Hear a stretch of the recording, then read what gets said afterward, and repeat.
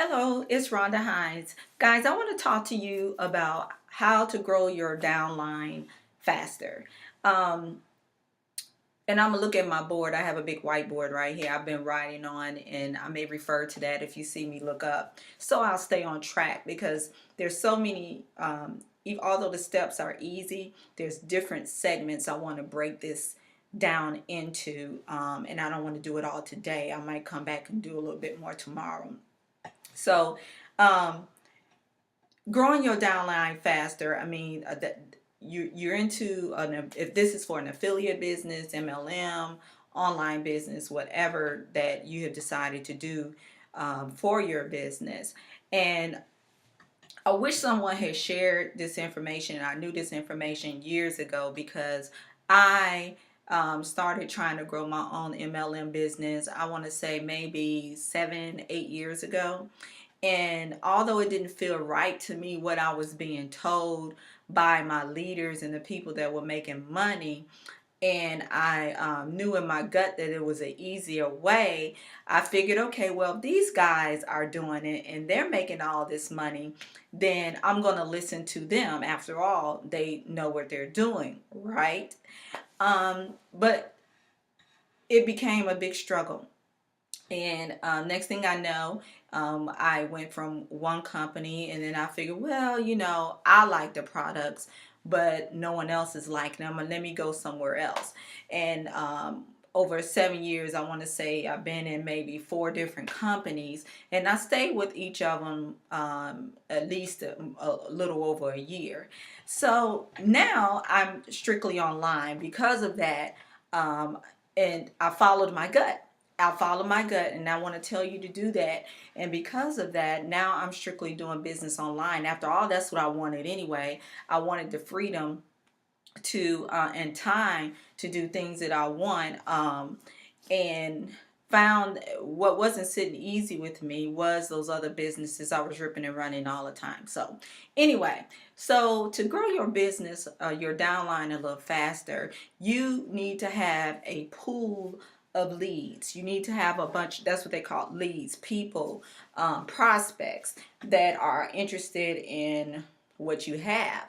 And unlike what you're told all the time, to make that list of 100, 200 of friends and family, the problem with that is you run out of friends and family. And then what?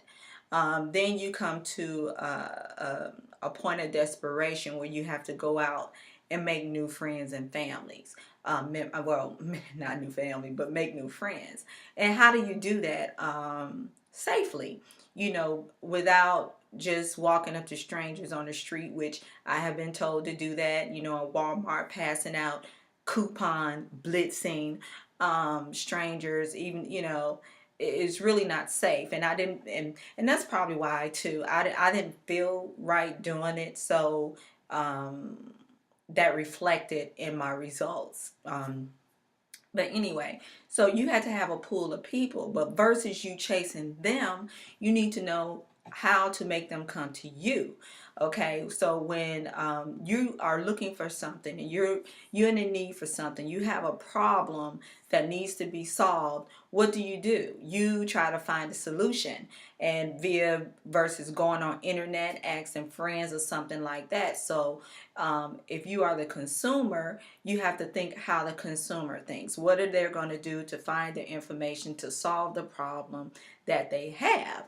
Now, as the business owner, you need to have, I want to say, things in place where when they look for you, then your information is available to them, versus so you become hunted versus hunting people all the time in that pool of people. And where are they looking, and what problems can you solve for them? So I'm checking my board here. I want to go on to the next thing. You want to position yourself, in other words, where they find you versus you beating the pavement out there looking for everyone. Now, also, you want to start building relationships. Social media is great, but I see a lot of people doing it wrong. Just today, I had several friend requests, And I had no idea who these people were. So that'll be another segment that I'm going to break this into. But you want to build relationships with people, build trust, give them some value, some information that helps them solve whatever problem this is before you start beating them down with your opportunity, your greatest next opportunity, before they know who you are and trust you and want, that's why, and won't buy from you, in other words. So you want to build those relationships, and that takes time. You want to set something in place where you're sharing information for free. Perhaps give them a thing or two to help them solve some issues.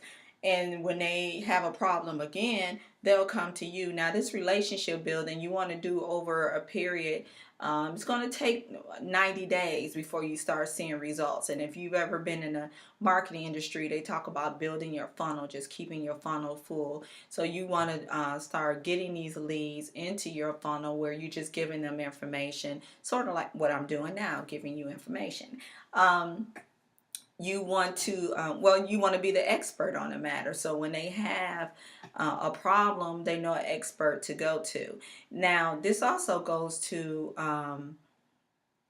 and then I'm talking about building your downline, not just getting sales, because this funnel of people, when you are the expert and they see, oh, I can do that. This person, teaches us. I have a leader, they're expert.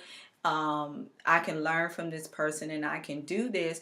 Then this may be something I can consider doing as my business myself. But again, you don't just pounce on them with that your product or your opportunity that soon. It's going to take time, and the more you have in funnel, you're going to have people dripping through that funnel, 5 or 10 at a time. Next thing you know, you have 100, 200, 1,000 people in your downline. Now, I want to talk to you about the expert, being an expert matter. In your downline, it's not up to your upline to grow your business, and you shouldn't want them to grow your business. They should be doing trainings and things so you can go back when you're talking to people that you appear to them to be the expert on the matter, and you will be, because over time in training you become the expert. You do not want people, for example, after making a list of 100, 200, they all will also say, well, get me on the phone and do a 3-way call. That is the most detrimental thing to your business, because then you don't seem like the expert. There's like, well, you're just the middleman. So, okay, why would I want to sign up under this person if they don't know what they're doing? I need to sign up under that person. And if it's families or friends, they won't do that simply because they don't want to hurt your feelings and go to the other person. And then back to family and friends. You have family and friends that may want to help you out. They may host a party for you out of reluctance, but they'll do it out of support. But more than likely, they probably won't buy anything. They're not going to sign up under your business. And you have to remember that although it's a great opportunity that you see, everyone does not want your opportunity. You cannot market this opportunity or business or product to everyone. You have to, it goes back to what I said at the beginning. You have to find the people, or let them find you, that's looking for what you have, because marketing to everyone is marketing to no one. And I'm bouncing back and forth here. So back to you being an expert matter. You set yourself expert on the matter. You set yourself up for to let people know that you are a leader, and they can come to you and they're going to get the training. 3-way calls are detrimental to your business, and doing it the old-fashioned way like it used to be 70 years ago, when this concept first came out, it's just not good for your business, because, nor is it good for your upline. You have to think about, they're busy growing their business, right? Now they may tell you all of this to get you in and to get you signed up. Oh, just call me a 3-way, but that's not good. You are in this business because you are trying to become free to do what you want to do to make the money that you want. Why would you want to be on 3-way calls all the time? Why would your upline want to be on there? And It just doesn't make sense. It's, shooting yourself in the foot, and that's dangerous. You want to train everybody to be leaders, to stand on their own. So what else? You want to, now that you have this list and everything, you need to figure out how to monetize it. Now that they trust you or whatever, whatever your product is, you may have your own product. You can monetize it with your own product. Maybe you have ebooks or something like that.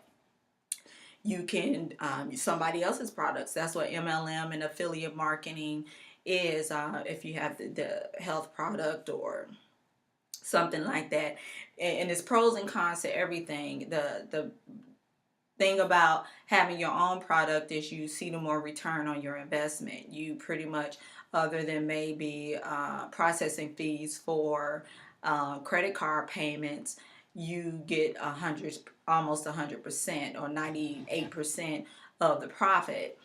With affiliate marketing, MLM marketing, that is not the case. It can be anywhere from 10 to 60%, 80% on affiliate marketing on products, which mean if you have it'll take you longer to get you your financial goal because you have the smaller commissions on that. But the products are already there, created. You don't have to worry about creating those, setting up merchant accounts, warehousing the products. Usually stuff, if they go online, well, it just depends on what business. You might have to buy a product to have on hand, but creating a product and patents and all that kind of stuff, you don't have to deal with that. And the other thing is, if you have a website or a blog, then you can rent space, advertisement space, banner space on your blog. If you get a lot of traffic to your website or your blog, you can do that. Now the downside is that you make the least money with that, because you can only advertise so many banners in space on your website or your blog. See what else is there. Okay, so once you get everyone in the funnel or everything, I talked about autoresponder. I assume you know about this, but maybe I'll go back and we'll do something on that. If you have, say, an autoresponder where, okay, people are signing up and getting their information and you send the emails out to them, you don't want soon as they sign up, you want your first email should be thank you. And you can do that through a video introducing yourself, what they are to expect from you, what kind of information that they will be getting, tips. You can send them a link to some fabulous tip or something else and get something free. Thank you for signing up on my list. And then you can then tell them, I will send you another email in a couple of days to expand on blah blah blah. Maybe they clicked on your list. Maybe you clicked on my list here because of the information I'm giving, and then you can say, in a couple of days, expect me to follow up about building your list through social media, and so they'll expect that and open your email. So you want to do some filler emails like that, and the next email say, hey, find me on my social media page, connect with me on Facebook, Twitter, or LinkedIn, or whatever, where I'll also share other things, other bits and tips of information that I'm sure you'll find valuable as well. So I guess that's pretty much it on that. So you'll find that using those techniques will grow your downline faster, and they'll stick around longer. The issue has always been that as soon as people get in, if they don't see results within 90 days, they usually quit. And if they're seeing that what you're giving them is valuable, where they can take that information and make money, anywhere, anytime, from the information that they've learned from you, then they'll stick around longer and they'll follow you longer. So thanks again for your time. This is Rhonda Hines, and click on the link below to get more information about what it is that I do.